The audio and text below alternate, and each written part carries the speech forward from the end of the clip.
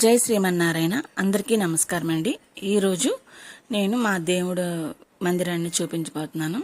వైశాఖ మాసం శనివారం స్వామికి మామిడిపళ్ళు పెట్టుకోవడం, నా విగ్రహాలకి ముస్తాబు చేయడం అన్నీ ఈ వీడియోలో మీకు చూపిస్తాను అన్నమాట. నాకు ఈ మందిరం కొత్తది అన్నమాట. దేవుడి గది నాకు వంటగది పక్కన ఉండేది. ఆ వంటగది పక్క నుంచి తీసేసి ఈశాన్యం మూల పెట్టుకోమని చెప్తున్నారు అందరూ. అందుకని మందిరం మామూలుగా రెడీమేడ్ కొనేసుకొని ఈశాన్యం మూల పెట్టుకున్నాను అనమాట. మామూలు చెక్కది మాట ఇలా అమర్చుకున్నానండి నా దేవుడి మందిరాన్ని. ఎక్కువ ఫోటోలు పెట్టుకోలేదు, నాకు విగ్రహాలు ఎక్కువ ఇష్టం అన్నమాట. విగ్రహాలు ఎక్కువ లేవు, అందుకని కొంచెం ఫోటోలు కొంచెం విగ్రహాలు అలా సర్దుకున్నాను. వెంకటేశ్వర స్వామి అంటే నాకు చాలా ఇష్టం అండి. మా ఇల్లు వెంకటేశ్వర స్వామి గుడి పక్కనే ఉంటుంది అన్నమాట.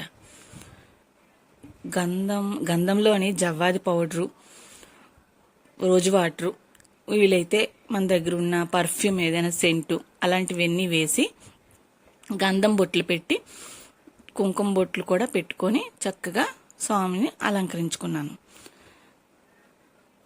ముందుగా నాకు ఇక్కడ గోమాత ఉన్నది చూసారు, ఎంత అందంగా ఉందో గోమాత. ఇటు లక్ష్మీదేవి ఉంటుంది, అటు వినాయకుడు ఉంటాడు. గోమాతకి చాలా బరువు, చాలా అందంగా కూడా ఉంటుందండి గోమాత.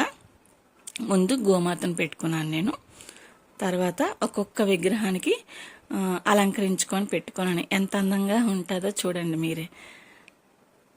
ఈశ్వరుడు, అన్నపూర్ణాదేవి, వినాయకుడు, వెండి లక్ష్మీదేవి నాకు పూర్వం నుంచి ఉంది, అది పెట్టుకున్నాను. నా స్వామి వెంకటేశ్వర స్వామి పక్కన లక్ష్మీదేవి,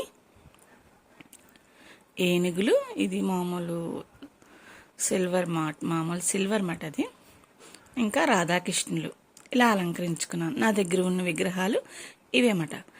ఇంకా సాయిబాబా విగ్రహం మామూలుగా పాలరాతిది ఉందండి.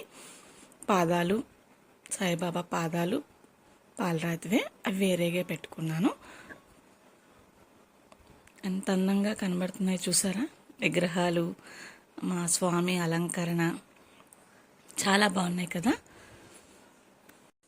ఇంకా తర్వాత మెయిన్ మాకు ఇంపార్టెంట్ గౌరీదేవి అండి. గౌరీదేవిని కంపల్సరిగా పెట్టుకుంటాం మేము. మాకున్న దానమైతే అందరికీ ఉంటుంది. ఇక స్వామికి ముత్యాల హారం వేసుకున్నానండి. ఎంత అందంగా కనబడుతున్నారో అండి. ఇంకా పెద్ద విగ్రహాలు పెట్టుకోవాలని ఆశ, కానీ నాకు కుదరలేదు. కుదిరితే మాత్రం తప్పకుండా పెట్టుకుంటాను. ఎంత అందంగా కనబడుతున్నారో చూసారా ఆ స్వామి, ఆ అమ్మవార్లు ఇద్దరును. నేను గొలుసులు కూడా తయారు చేసి వేయాలని అనుకుంటున్నాను. వేసాక ఇంకో వీడియో పెట్టి మీకు చూపిస్తాను.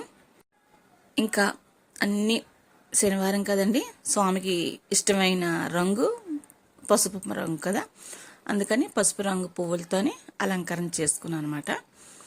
ఈశ్వరుడికి తెలుపు అంటే ఇష్టం కదండి, నేను ఎక్కువ తెలుపు పెడతాను అనమాట ఈశ్వరుడికి. అలా అన్నమాట పువ్వులన్నీ పెట్టుకొని డెకరేషన్ చేసుకున్నాను. కానీ ఏదో వెళ్తూ అనిపించింది నాకు స్వామిని ఇంకా బాగా చేసుకుందామని. అప్పుడు నా దగ్గర అఖండ దీపం శంకుచక్ర నామాలతో ఉండేది అన్నమాట. అందులోని పెట్టుకొని సింహాసనంలాగా ఉంటుంది అని అనుకొని ఆలోచించి మళ్ళీ స్వామిని తీసి అందులో పెట్టానమాట. అందులో పెట్టి స్వామికి అలంకరించుకుంటుంటే ఎంత అందంగా ఉన్నారండి స్వామి.